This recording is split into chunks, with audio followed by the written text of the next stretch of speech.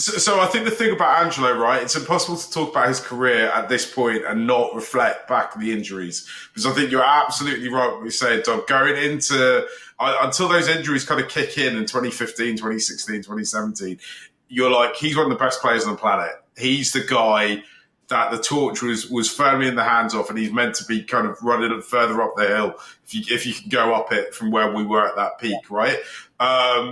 It's interesting because I learned via Twitter, I think it was Aquila on Twitter was tweeting out or was talking about how Angelo's first hamstring injury was actually doing the hurdles race at school when he was about 15 or 16 years old, which is a real, like, well, there's two things. It's obviously, it's now become instantly in the Sri Lankan cricket fandom becomes a counterfactual, right? What happens if we never got those injuries? Secondly, I think it also points to maybe at the time, Angelo should have been, some people say he should have been looked after more, what was he doing the hurdles? But actually, if you've got a slightly dodgy hamstring, you've got a slightly dodgy hamstring, right? There's nothing you can really do about it, okay?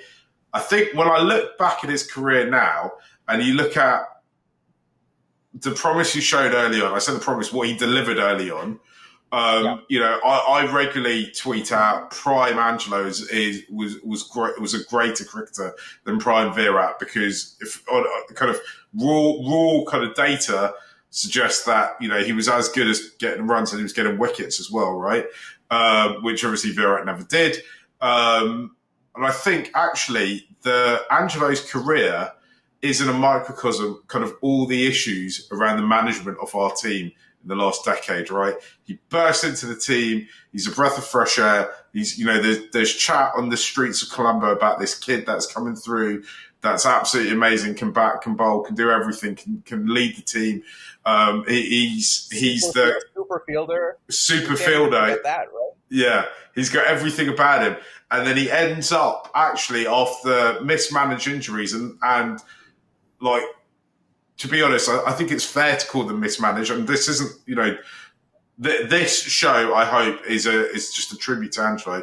But it's after mismanaged injuries and falling out management, he ends up being still quite an effective player, actually. Still somebody who's able to get runs. I mean, Yashant has said Mathews is the ultimate stat padder.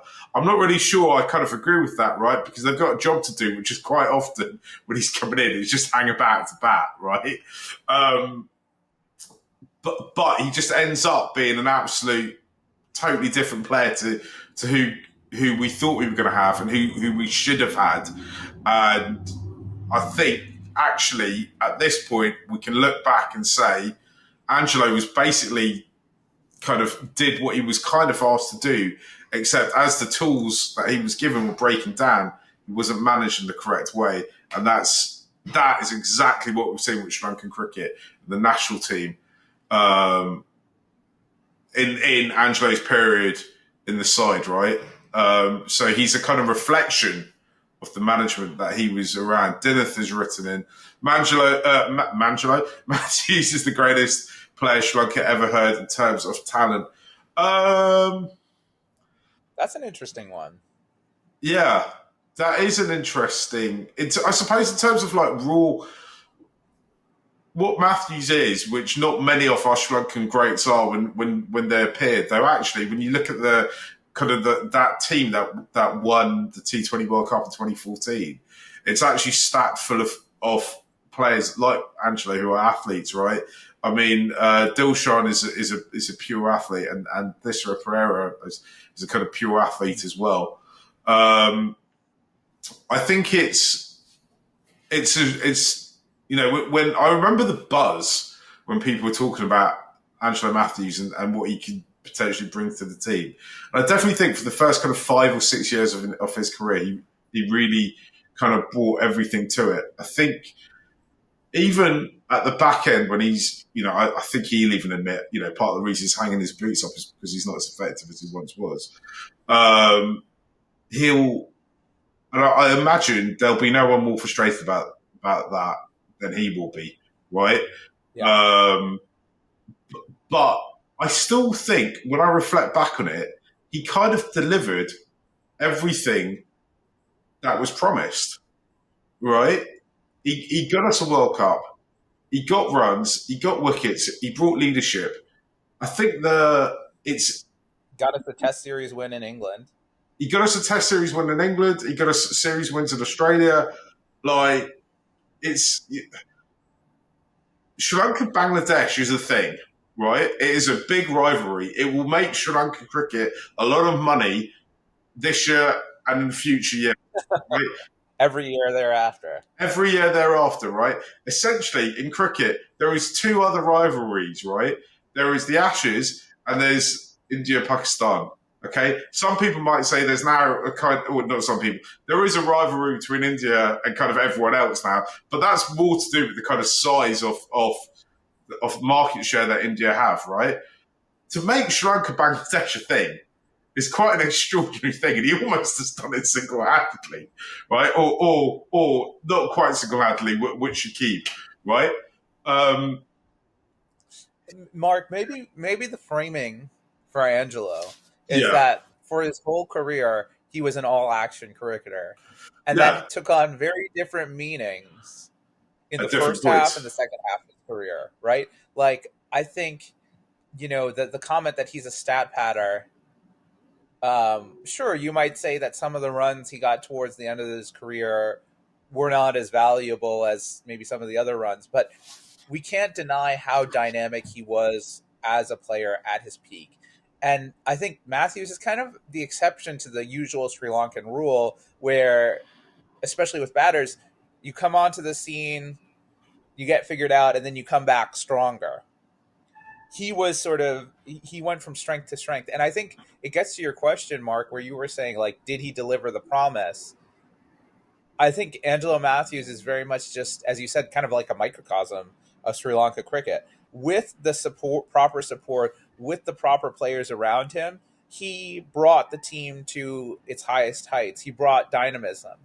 When those supports were taken away, 2015 and after, we saw a different player, right? We saw a different brand of cricket being played by him, and perhaps that's the story that we can tell. The path of Matthews' career very much mirrors the path of that Sri Lanka cricket has taken. The dynamism, the expression, the innovation we saw 2009 to 2014, the excitement that we saw then became burdens and expectations that weighed heavy on him and many other players in the post Mahela Sangha era. Yeah, and I just think there's large point or not large points or periods. There's points in his career where when things go wrong, he's the person who gets the blame. Right? He's quite frequently the person who gets the blame, which is such a Sri Lankan way of thinking about things. Right? Yeah. Where it's like instead of going, what you should be doing if you're management of the team or if you is go right. These are the players. Angelo Mathews. I mean, even now, I think we see this when he plays T20 games domestically. Angelo Mathews is a match winner, right? At his best, he was a kind of Swiss Army knife on the pitch, right? He was, Yeah. so Dennis written in this comment, which there's so much you talk about Angelo. Don't forget, in the 2011 World Cup semi-final when he was injured, Yeah. the squad had to call up 3 players to replace him. Genuine fast bowling all-rounders, so rare in Sri Lanka who could score abroad. I mean, that's it, right? Angelo Mathews was a kind of action magnet wherever he was on the pitch, to the point of now, even now in the last games he's played, it's always the action is always in or around him, right? He's always there or thereabouts. He's one of the few Sri Lankan players, not one of the few actually. I think that's slightly unfair, but he's one of those Sri Lankan players who's always speaking up. He's always in press conferences. He's always talking. He's always happy to address issues. But he's one of those players that we should have been. The consensus should have been right. How do we get the most out of this guy? How do we get him as fit as possible? How do we get him as healthy as possible for the longest period?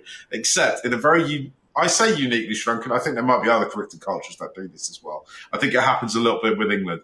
Instead, the first thing is, right, when can we lumber him up with a captaincy? When can we, he's a well-spoken kid. Let's get him to do as many interviews as possible. How do we, why do we need, they wanted to push him front and centre when actually it should have been, right, stick this man in cotton wool when he's not playing cricket for Sri Lanka. Make sure, get in all the best healthcare we could possibly get him. Fly to all the best specialists in the world, or get the best hamstring people in the world out to him to sort it out. I mean, you look back now and you just think it's ridiculous how much time he spent not getting into squads because you're just falling out with various people in SLC, right? Yeah. And Mark, to your point, right? They abused him and rang him for every ounce they could get for him. There was one point, I believe it was 2016, where he had played the most cricket over the past 5 years out of any, as compared to any cricketer, right? As an all action all rounder. And that's just unacceptable. You see how India takes care of Jasprit Bumrah. You see how England takes care of Ben Stokes, right? He should have been given that treatment rather than saying, okay, Mahela and Sanger are gone, right? We're putting all the pressure on you. It's your job to carry this team.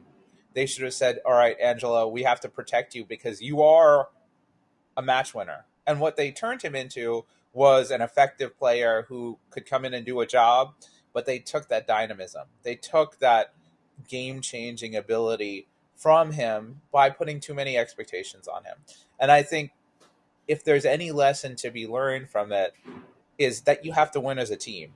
You cannot win on the back of one player, and you cannot cast blame. And one of the sad things was seeing how frustrated Angelo got sometimes. You remember he and Kissel Mendes put together that amazing partnership in New Zealand, right? And they bat out a day and a half to draw the test. And when Angelo gets his century, he does the push-ups, right, and flexes at the dressing room because he'd been called out on his fitness. And the number of pot shots that were taken at a player like Angelo, whether fair or not, it's just not how you deal with things, right? It